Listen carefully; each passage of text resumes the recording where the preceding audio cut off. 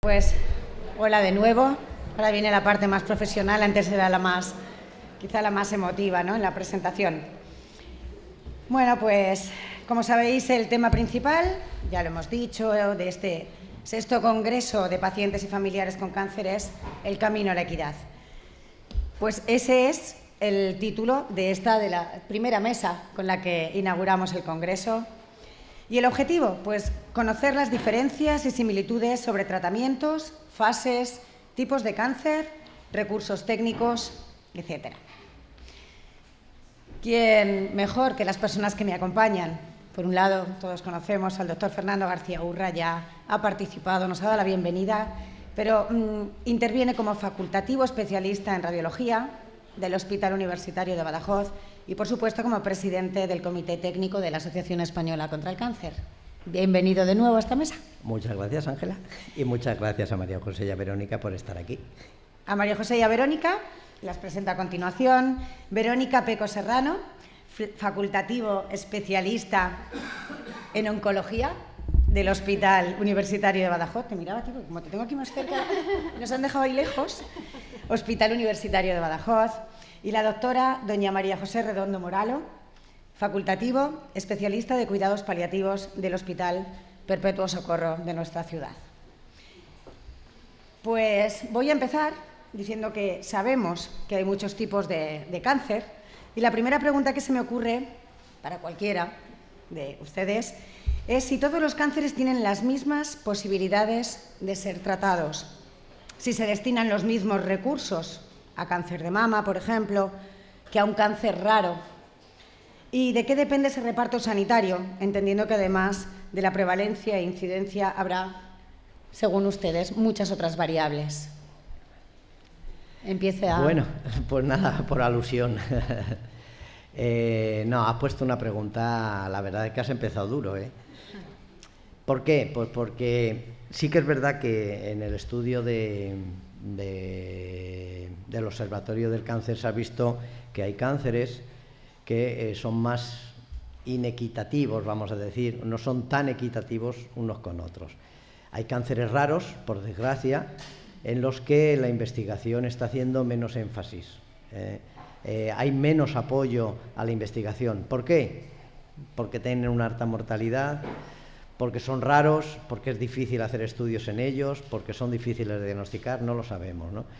Está claro que en el cáncer de mama la investigación está haciendo que prácticamente, pues si es un caso muy especial, le llamamos luminal o de muy buen pronóstico, vamos a decir, pues que tienes un 95-97% de posibilidades de curarte, pero dentro de estos cánceres de mama hay otros más raritos que llamamos el triple negativo y que efectivamente pues no tenemos tantas cosas como con los otros y que posiblemente haya que apoyar más esa investigación para poder también que sean tan equitativos como los otros.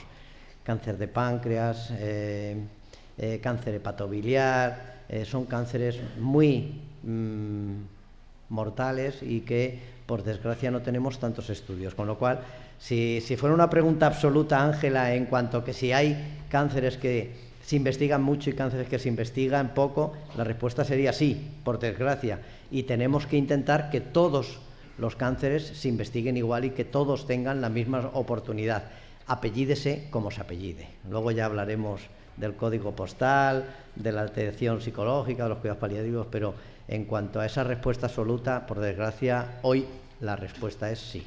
Existe inequidad en cuanto a qué tipo de cáncer tengas. No sé si mis compañeros de mesa... Sí. Bueno, buenas tardes a todos. Y bueno, muchas gracias a la Asociación Española contra el Cáncer también por organizar estos eventos, porque creo que es algo muy importante también para que muchas dudas de pacientes que al final en la práctica habitual tenemos mucha dificultad para responder, pues aquí se puedan responder, tengamos ahí un espacio para esa oportunidad.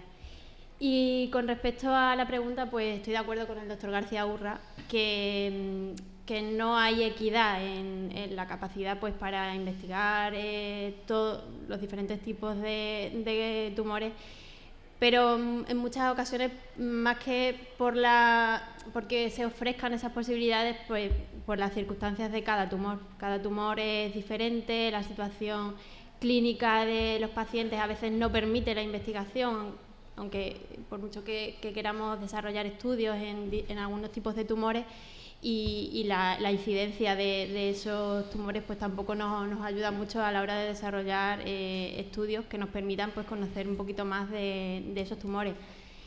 Entonces, bueno, sí que hay desigualdad, pero que bueno, poquito a poco se va intentando conocer más y desarrollar más en ese aspecto.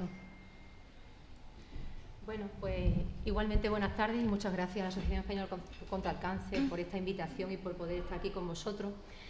Y bueno, yo sí me pongo desde la visión que me toca, que es en el cáncer en la enfermedad, cuando está en fase avanzada de enfermedad. Bueno, es diferente el enfoque paliativo según el tipo de cáncer. Me encantaría decir que sí al 100%. Sí que os tengo que decir que ya después seguramente Ángela nos lanzará alguna pregunta en el cual puedo matizar esto, pero ojalá el enfoque paliativo le llegara a todo paciente, toda persona que está afecta de esta enfermedad cuando está en esta situación, para que desde el minuto 1 tenga ese enfoque y pueda atender a todas sus necesidades, a todos los problemas que vayan surgiendo y también atender a su familia. Eso sería lo ideal, ¿no? Y bueno, estamos muy cerca de ello en Extremadura. Y después, si surge, os contaré por qué. Pues sí surge, porque como sigan aportando, me voy a quedar sin las preguntas que tenía. Pero sí, la segunda pregunta surgía y era para ti, María José. Era, efectivamente, si existen diferencias en las fases del cáncer. Y bueno, pues recientemente se ha celebrado el 20 aniversario de los cuidados paliativos. Entonces, sí existe esa diferencia entre los recursos que se destinan a los pacientes en las distintas fases. Un poco has ido contestando. Tengo la sensación de que tanto las grandes empresas farmacéuticas como los diferentes gobiernos tienen más un interés hacia el paciente con más posibilidades de curación que, bueno, pues a los que están en una situación más avanzada de la enfermedad, ¿no? Bueno, en ese sentido, bueno, ¿qué os puedo decir o qué os puedo aportar? Me gustaría, Ángela, un poquito hacer entender qué significa esto de fase avanzada de enfermedad. Parece que todos lo tenemos claro, pero hay veces que hay que intentar volverlo a repasar y decir qué significa esto. Cuando un cáncer está en fase avanzada de enfermedad, significa que las posibilidades de tratamiento con intención curativa van disminuyendo, pero los tratamientos específicos para abordar esa enfermedad, como es desde el punto de vista de la oncología médica o radioterápica, siguen estando presentes, porque no todo son tratamientos con intención curativa, sino que los tratamientos con intención paliativa, desde el punto de vista de mis compañeros, intentan controlar la enfermedad para que se comporte como una entidad crónica y también controlar los síntomas. Entonces, aquellos pacientes, aquellas personas que se puedan beneficiar de ello, por supuesto, hay que darles esa oportunidad. Sí que es verdad que tampoco podemos olvidar, aparte de esto que estaba diciendo, que en esta fase avanzada de enfermedad van a aparecer muchas necesidades, que normalmente las identificamos con necesidades físicas. Cuando hablamos de cuidados paliativos hay mucho desconocimiento un poco de este abordaje, y no hablo solamente de mi trabajo en concreto desde un equipo específico, pues se piensa que solamente es abordaje del dolor, sobre todo, no quiero tener dolor, no quiero tener asfixia, pero se puede sufrir de otras muchas maneras. No solamente debemos de atender al cáncer como una enfermedad, sino a una persona que lo está pasando mal. Y tenemos que escuchar a esa persona, que ya sea delante o al lado de una mesa, delante de nuestra mesa de enfrente, o si nos ponemos más cercanos a ellos, dejar que se abra y que nos hable de sus problemas o sus necesidades desde el punto de vista físico, desde el punto de vista emocional, como antes se hablaba aquí en esta mesa de inauguración, económico, social, familiar. Surgen muchos problemas a lo largo de la trayectoria del cáncer que en fase avanzada todavía se magnifican mucho más. Entonces, sí que es importante el hecho de estar muy pendiente de todas esas necesidades y poderle dar respuesta. A día de hoy, cáncer son tratamientos y hay muchas veces que se nos olvida la parte o la esfera social que necesitan, porque al fin y al cabo hay un aislamiento y se vive a veces en soledad. No sé si eso os parece que es así o no, ¿no? De ahí que haya cierta inequidad en los recursos sociales, sociosanitarios que estos pacientes necesitan cuando ya no es tan importante el tratamiento como el cuidar. Aparece dependencia, aparece limitación y a lo mejor las familias no son los que pueden darle esa respuesta en casa. Y necesitamos centros en los cuales pues, puedan seguir dándose esos cuidados. Y aquí también hay gente colaborando que son parte de eso. Necesitamos gente que acompañe, voluntarios, que la Asociación Española contra el Cáncer cuenta con un grupo de gente muy comprometida y que es sensible a esto. Y se necesita que la población esté concienciada porque todos podemos hacer algo, como decía antes el consejero, desde esa parte de como vecinos compasivos o ciudad compasiva, ¿no? Entonces, pues ahí sí. Muy interesante, la verdad que sí. Aprovechando la presencia del doctor Urra, me voy de una punta de la mesa a la otra. ¿Qué determina el uso de la radioterapia versus a la quimioterapia? ¿Qué diferencias hay y probabilidades de curación? Estábamos hablando en esta esquina, bueno, pues de paliativos, de esa fase avanzada, pero ahora vamos otra vez a retomar esa fase en la que entra pues el tratamiento, ¿no? Bueno, ¿Qué diferencias hay? ¿Qué posibilidades de curación? Y sobre todo, ¿qué expectativas a día de hoy? Yo primero voy a hacer una pregunta a la sala. Perfecto. Todos participamos. ¿Creen que el oncólogo es el que cura el cáncer? Levanten la mano los que piensan que sí. ¿Solo 1, 2, 3? El oncólogo no cura el cáncer. 4, 5, 6. ¿Vale? Poquito a poco van levantando manos, incluso dan porcentajes, 80%. A referir a oncólogo me refería al oncólogo médico, ¿vale, Verónica? ¿El oncólogo radioterápico cura el cáncer? Igual, más o menos, 3, 4. ¿El cirujano cura el cáncer? 3 o 4. 4. Es un resultado de todo. Están bien encaminados. ¿Usted piensa que el cirujano? Pues es el más acertado. Ah, no. El conjunto. El enfermo. Está equipo. diciendo que es el propio enfermo. El enfermo. Bueno, pero hay que ayudarle, hay que ayudarle. Vamos a ver, por suerte o por desgracia, hoy por hoy, y a mí no me gusta decir esto porque soy médico, no soy cirujano, todavía el cirujano es una de las partes más importantes, es una de las partes más importantes en el tratamiento y con la curación del cáncer. El oncólogo radioterápico es quizás el segundo actuante en la curación del cáncer, con aproximadamente un 50 o un 60% de los pacientes que pueden curarse con radioterapia. Y el oncólogo médico colabora, es un 20% de los que cura. Lo que pasa es que es verdad que gracias al oncólogo médico el desarrollo ha sido tan espectacular por los métodos de trabajo, el estudio, etcétera, etcétera, que ha hecho que el desarrollo del cáncer sea un mérito de ellos. Y eso es indiscutible, ¿vale? Pero hoy por hoy, si ustedes me preguntan quién es el cura del cáncer, le digo el cirujano, que lo opere, porque le va a curar. Después, un poquito el oncólogo radioterápico que va ahí, y luego ya el oncólogo médico que quizás sea el último, pero no por ello no menos o más importante, ¿vale? En cuanto a la radioterapia es un equivalente a la cirugía y ya en muchos sitios posiblemente la actuación quirúrgica no sea necesaria.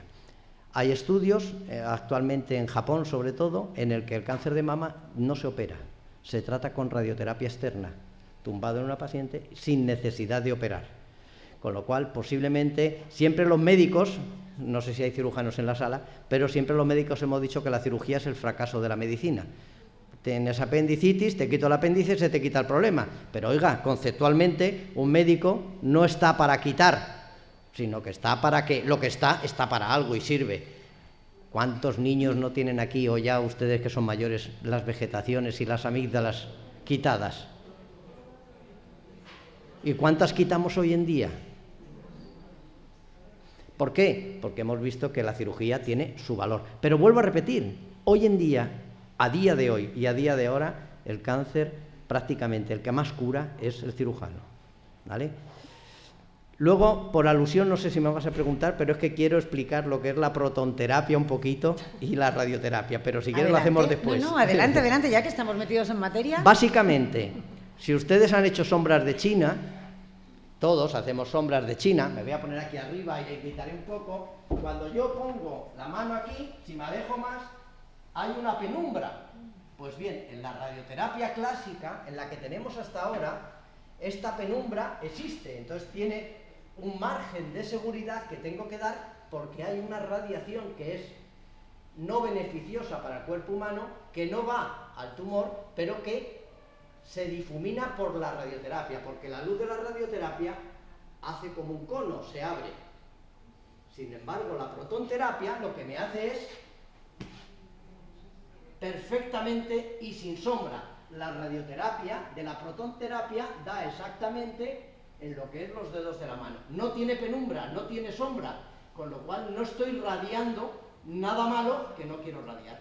Por eso, en los niños, en los tumores de niños o en la reirradiación, cuando tenemos que volver a tratar tumores o en tipos de tumores raros como cordomas o otras cosas, este tipo de radiación que no tiene esa sombra, que no hace que se radie tejido sano alrededor del tumor, es de gran utilidad y posiblemente pues sea el futuro de la radioterapia, porque ¿por qué voy a radiar zonas que no tengo que tratar cuando tengo una máquina que me trata con exactitud lo que tengo que tratar?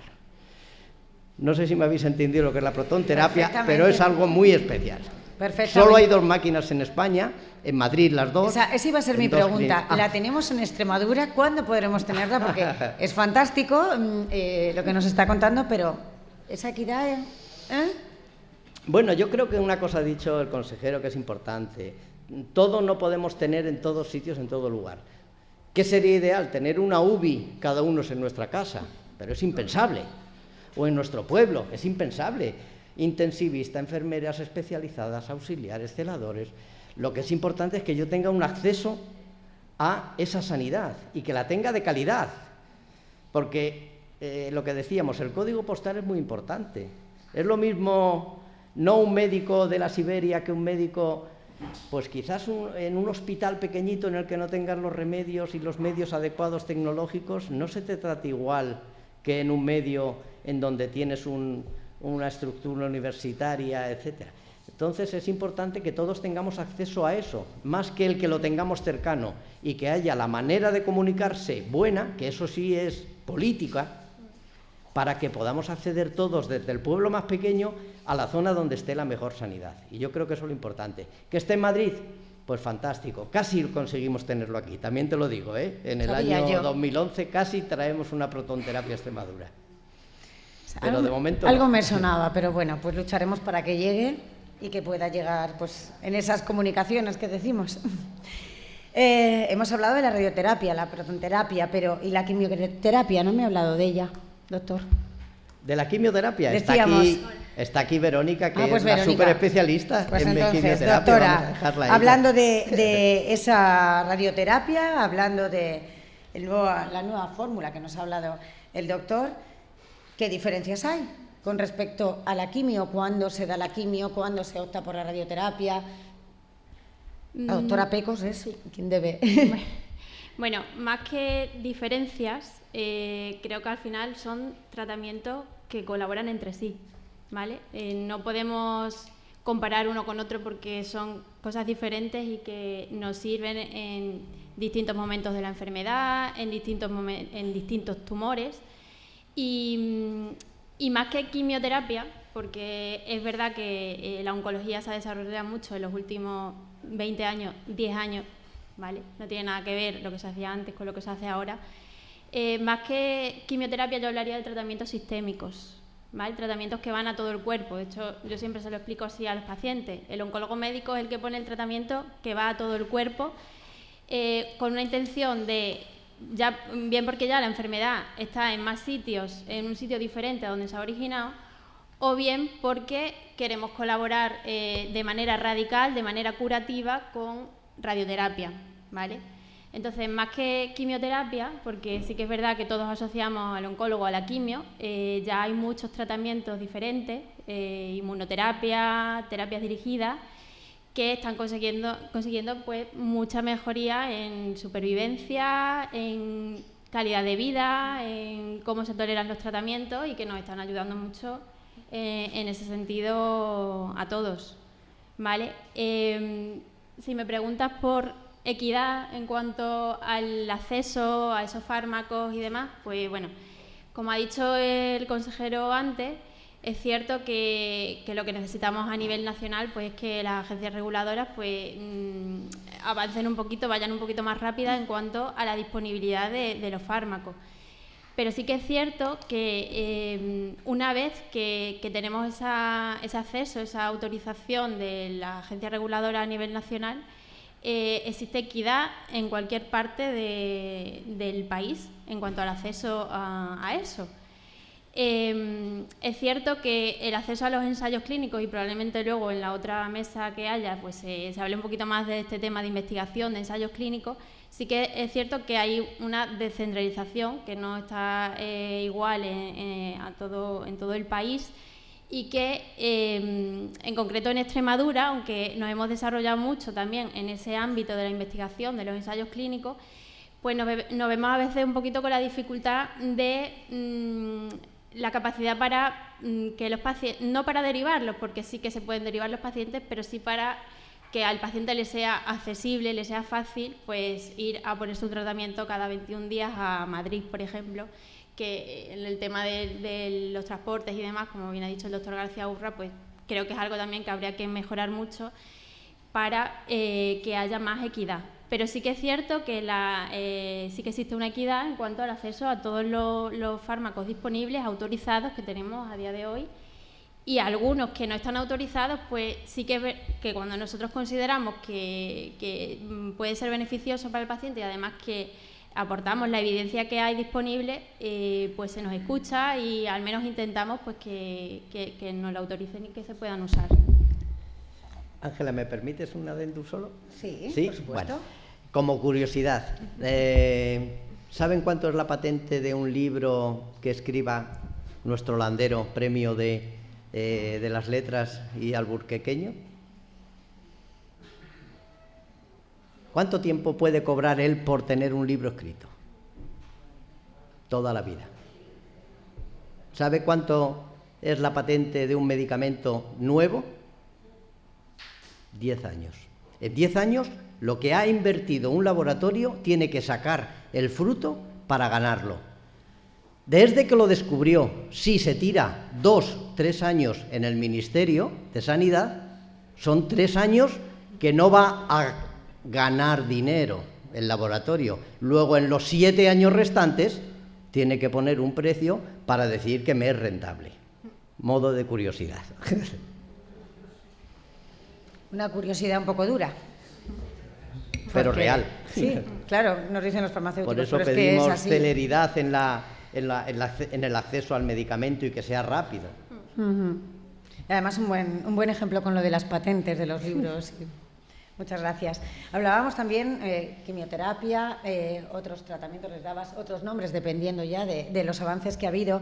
Y esa diferencia, y voy a ambas dos, vosotros veréis, entre la quimioterapia curativa y la quimioterapia paliativa. ¿Qué diferencias hay? ¿Son iguales? Voy. Luego ya le cedemos para la paliativa. Quimioterapia curativa, como os he dicho antes, nosotros somos colaboradores, ¿vale? La quimio no, por sí sola no cura. Sí que es verdad que con la ayuda de, además, las nuevas terapias, tanto terapias dirigidas que van contra mutaciones, esas terapias dirigidas, para que me entendáis, al final lo que intentamos es buscar el origen de por qué se está produciendo ese tumor. O sea, hay algo, específicamente una vía que hace que esas células se multipliquen y se reproduzcan. Si encontramos esa vía y además tenemos un tratamiento dirigido contra esa vía, perfecto, porque vamos a la raíz del problema, que al final de esa manera es como lo erradicamos, ¿no? Y por otro lado, la inmunoterapia, que es como hacer que nuestro sistema de defensas, que al final es el que está vigilando, son los policías de nuestro cuerpo y es los que están vigilando que no haya ninguna cosa rara, hay algunos tumores que evaden esos policías, ese sistema de defensa. Entonces lo que hace la inmunoterapia es ayudar a estimular ese sistema de defensas para facilitarlo. Entonces, gracias también a esas terapias, sumadas a la quimio, hemos conseguido que algunos tumores que de entrada no eran curativos, porque no eran resecables, porque no se podía hacer un tratamiento radical, o bien con cirugía, o bien con radioterapia, con esas terapias hemos conseguido reducirlo de tal manera que después se hagan curativos. Entonces, ahí sí que hacemos con una intención curativa, ¿vale? En otros casos en los que no se puede hacer algo radical, o bien con cirugía, o bien con radioterapia, estamos hablando de la quimioterapia paliativa. Y esa quimioterapia paliativa lo que intenta es cronificar la enfermedad. La palabra cronificar la hemos escuchado varias veces esta tarde, y al final lo que intentamos es mantener a raya esas células que se están multiplicando constantemente para intentar cronificarlas, y además intentar cronificarlas pues con el menor efectos secundarios posibles, con la mejor calidad de vida, porque es la intención, ¿no? No sirve de nada cronificar, alargar una enfermedad para tener una mala situación física, una mala situación funcional, y que no podamos tener una buena calidad de vida. Entonces, un poco la intención paliativa es eso, cronificar y siempre aliviar síntomas, mejorar síntomas, que al final es un poco la idea del control de síntomas de los cuidados paliativos. Pues esa quimioterapia o esas terapias dirigidas que se usan con intención paliativa también es con la intención de mejorar síntomas. María José, ¿y por qué a la gente le cuesta en ocasiones diferenciarlas? Bueno, porque efectivamente cuando tú hablas de quimio va por todas, ¿no? Entonces, no te planteas que en un momento dado, ya sea por los efectos secundarios que producen los tratamientos, ya sea por otras patologías, otras enfermedades que tiene la persona y que hace que, bueno, que no puedan darse los tratamientos cíclicamente como están protocolizados, pues, y que el perjuicio o el daño que le puede provocar es mayor que el beneficio. En un momento dado hay que tomar la decisión, que era un poco lo que quería seguir, esa trayectoria que había empezado Fernando y Verónica. Llega el momento en que no todo es tratamiento farmacológico, no todo es quimioterapia. Entonces, eso es algo que, en colaboración con servicios con ellos, con oncología médica y radioterápica, si se va trabajando de una manera precoz, el hecho de decir, vamos a intentarlo, queremos hacer que tu cáncer se cronifique, ya que no estamos con intención curativa, pero vamos a ir poniendo tratamientos a ver qué tal te funcionan, a ver qué tal responde tu cuerpo, etcétera, etcétera. Pero puede ser que a lo mejor tengamos que parar. Eso no significa que sea una derrota, a lo mejor es un impasse de tiempo, un periodo de tiempo que hay que descansar porque realmente el cuerpo no se recupera. Quieras que no, son tratamientos que son fuertes, son agresivos en algunas ocasiones, provocan efectos secundarios. Entonces, pues el paciente o la persona está más débil en ese momento y necesitamos parar. No por eso vamos a dejar de hacer cosas, no por eso se va a dejar de controlar síntomas ni de atender todo lo que surge en la persona por estar enferma, ¿no? Entonces, sí que cuanto a más información o cuanta más comprensión tengamos de cómo se puede desarrollar mi cáncer en mí, en un momento dado, según cómo va evolucionando a lo largo del tiempo, más fácil será mi adaptación y la de mi familia para, si llega a ese momento, entender que, bueno, simplemente estoy entrando en otra fase con otras necesidades. Porque esto forma parte muchas veces de ese momento triste y devastador de pensar ya no me van a ver mis oncólogos, cuando no es así. Ellos siempre están, y de hecho somos como un macro equipo con atención primaria, oncología, médica, radioterápica y nosotros, en el cual pues seguimos como cuidando a esa persona y se sigue vigilando y atendiendo, ¿no? Entonces, si esto entre todos vamos dando el mismo mensaje, facilitaremos a la persona y a la familia el hecho de que, bueno, que esto está dentro de su proceso natural que puede ocurrir. Lo que pasa es que yo creo que para los pacientes que están aquí, para las familias, es complicado. Es bueno, o sea, saber que hay esa unión en todas las fases, pero cuando a ti te dicen este tratamiento que pensábamos que iba a funcionar, resulta que no es el más adecuado para ti, emocionalmente me imagino que también se trabaja ahí, porque la gente tiende a pensar en, pues de aquí, y veo caras que me hacen así, de aquí a que aparezca otro, aparecerá el que me viene bien a mí, ¿sí o no? Me están haciendo así con las cabecitas. Entonces, bueno, pues me imagino que ahí también hay un apoyo, Se puede ¿no? cerrar una puerta en ese momento, siempre se abre una ventana, y eso sí que lo tenéis que escuchar.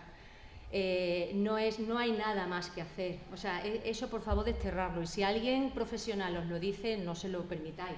Siempre hay algo que hacer, muchísimo. Entonces, aunque se haya cerrado esa puerta, siempre se abrió una ventana seguro. Entonces, es que con este tipo de mensaje esperanzador, pero no porque sea engañoso, sino porque simplemente las expectativas o los objetivos los tenemos que ir adaptando en base a cómo vaya evolucionando la enfermedad. Podemos tener un objetivo ahora mismo, como al principio era, de curación, después de cronificación y después de control de síntomas. ¿Tenemos que ir cambiando en algún momento? Pues sí, hay que cambiar. A veces. Pues sí, yo me quedo con ese símil que ha puesto. Creo que es lo que deberíamos hacer todos. Cuando una puerta se cierra, se abre una ventana. Yo siempre digo que por ese ventanal quizás a lo mejor entra hasta aire más fresco, más puro y mucho más aire que por esa puerta que pensábamos que era ahí y de repente, bueno, pues se cierra y no... Es que no pasa ni la luz. Así que quedémonos con ese mensaje, me ha gustado mucho. Vamos a entrar en esa provincia de Badajoz porque el doctor Urra casi me va pisando con sus intervenciones. Claro, es que es el que sabe del tema y me va pisando todas las preguntas. La provincia de Badajoz, todos sabemos la extensión que tiene, no digamos ya si nos vamos a la región, a Extremadura en general, que aquí hay que tener en cuenta a todos. Pues esa extensión, aunque ya hemos dado pinceladas, dificulta de por sí la cobertura asistencial, como hemos venido diciendo, en las zonas sobre todo pues más rurales. Los que vivimos en la ciudad tenemos mejor acceso, tenemos los hospitales al lado, el Perpetuo Socorro, el universitario, bueno, tenemos todo lo que queramos mucho, aunque nos cuesten en esas listas de espera, yo me pongo en el lado de los pacientes, aunque resulta que mi problema es el más importante porque es mío y me gustaría que me vieran a la de ya, pero tengo que seguir esperando. Eso ya sería otra cuestión para hablar con el consejero también, que no la podemos solucionar nosotros. Pero sí que, bueno, en esas zonas rurales, dado que los hospitales se sitúan en las ciudades, en Cáceres, en Badajoz, en las poblaciones más amplias, pues ese hándicap hace que se den también otras variables que dificultan, bueno, pues las posibilidades del enfermo, ¿no? Sí. ¿Quién? No, María José, digo, Verónica, perdón. Bueno, sí, bueno, todos hemos introducido un poquito el tema ese de que al final Extremadura es una comunidad autónoma muy dispersa y poco poblada y que a veces nos dificulta. Igual que hablábamos en la primera pregunta de que no todos los tumores tenían la misma capacidad de investigación, porque la incidencia o la frecuencia de los mismos no es la misma, pues igual pasa un poquito aquí, ¿vale? No podemos tener de todo en todos los sitios porque al final el que haya poquita incidencia de pacientes con cáncer de páncreas en la Siberia, pues dificulta un poquito que se puedan manejar bien, ¿vale? Entonces, sí que es verdad que además estamos hablando de una enfermedad que muchas veces, tanto los tratamientos como la propia enfermedad deteriora y hace que un viaje de 200 kilómetros no sea igual para mí que para un paciente pues, que está con tratamiento. Y entonces muchas veces nos limita en ese sentido, porque sí que es cierto que a lo mejor yo además que tengo contacto con compañeros que están en el área de Don Benito y además yo soy de la Siberia, entonces conozco bien el camino y muchas veces querríamos a lo mejor ofrecerles posibilidades de ensayos clínicos o algo que vemos que puede ser beneficioso para el paciente, pero que por la situación clínica, por la distancia y por no someterle a ese estrés de viajes, pues muchas veces pues no lo pensamos y ahí sí que rompe un poquito la equidad, pero un poco en favor de la situación del paciente, porque tampoco queremos hacerles más sufrir. Me indicaba el doctor Urra que nos quedan 3 minutos. Le voy a hacer una pregunta al público. ¿Hay alguien de Barcarrota aquí? ¿De Olivenza? ¿De Alconchel? ¿Allí? De Olivenza. ¿De más lejos de Olivenza? ¿Hay alguien? Don Benito, Villanueva. A ver, Villanueva, Don Benito. Bueno, pero ellos tienen otra. ¿Consideráis vosotros que tenéis las mismas oportunidades? Porque claro, una cosa es lo que hablamos de aquí, pero ¿y desde ahí? ¿No?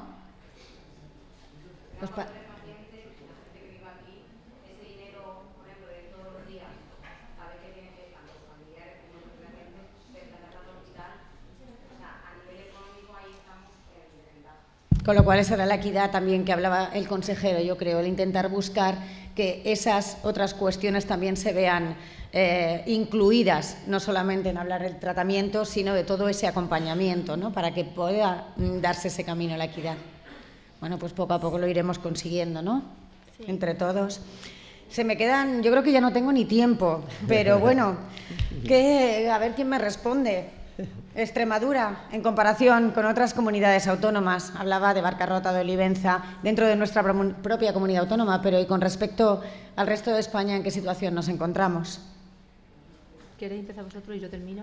Y ya, sí, terminamos. Yo diría un poquito lo mismo. Muy cortito, por favor, sí. Un poquito lo mismo, o sea, tenemos acceso, porque de hecho nosotros estamos comunicados en plataformas de ensayos clínicos y de posibilidades de tratamientos en otras comunidades, pero nos vemos limitados un poco por eso, por cómo esté el paciente, cuál es su situación clínica, no podemos ofrecérselo a todos los pacientes. Entonces, María José. Programa Regional de Cuidados Paliativos de Extremadura está desde el año 2002 haciendo una red de atención en cualquier punto de la comunidad extremeña, en cada área de salud, que son 8, hace un equipo de cuidados paliativos específicos, que son profesionales, médicos, enfermeros, psicólogos y trabajadores sociales, con formación avanzada, junto con la red básica de atención, como es atención primaria, atención hospitalaria, centros residenciales, voluntariado, todos para intentar dar ese enfoque y esa atención paliativa al paciente y la persona allá donde esté, que eso es lo importante. Y por último, y para terminar, ese aplauso va para ahí. Es un momento, no te lo quiero quitar. Le decía que es un momento, que no se lo quería yo quitar porque, hombre, les ha hecho emocionarse. Claro. Y por último, doctor Urra, me da muchísima pena acabar con esta mesa, pero vienen muchísimas más a lo largo de estos días y muy interesantes. Para cerrar, ¿somos todos iguales ante el cáncer? Todos somos iguales frente al cáncer, eso es verdad. El problema es que no todos reaccionamos igual. No la frase de la asociación, ¿vale? Es que a mí si me asaltan y me ponen un cuchillo en el cuello, voy y le pego una torta al que me está poniendo el cuchillo. La vez que se lo han hecho a mi mujer, que por desgracia se lo han hecho, se asustó, se acongojó. La metieron en un coche, en un SEAT 600, le quitaron las joyas, se las tragaron. ¿Y si ese día había discutido conmigo mi mujer y se había cabreado y lo que tenía ganas es de guerra? Pues igual al otro hombre lo machaca. Entonces, todos somos iguales, pero no es el momento, no hay que buscar ese momento, hay que saber cuándo, en qué situación. No es lo mismo un primer impacto diagnóstico cáncer que un segundo impacto, decir, y ahora un segundo, ahora un tercero. Entonces, yo creo que la frase de la asociación es grandilocuente, es bonita, es espectacular. No todos somos iguales frente al cáncer, aunque todos somos iguales frente al cáncer, ¿no? Pero yo creo que hay que reconocer la verdad, ¿no? Y los que estamos en la consulta el día a día sabemos que los pacientes no vienen todos iguales en la misma condición. Papá, ¿para qué sirve eso? ¿Para hacer pis? Pero es que hay algunos que dicen, ¿y para qué más? Pues ese es el momento de que hay que darle. Luego, ¿todos somos iguales frente al cáncer? Sí, pero no todos vamos a responder en el momento en el que nos toque a ese cáncer. Así que muchas gracias, Ángela. Pues nada, muchas gracias a los tres. Doctor Urra, Verónica, María José, Gracias a ti. ha sido un placer teneros en esta primera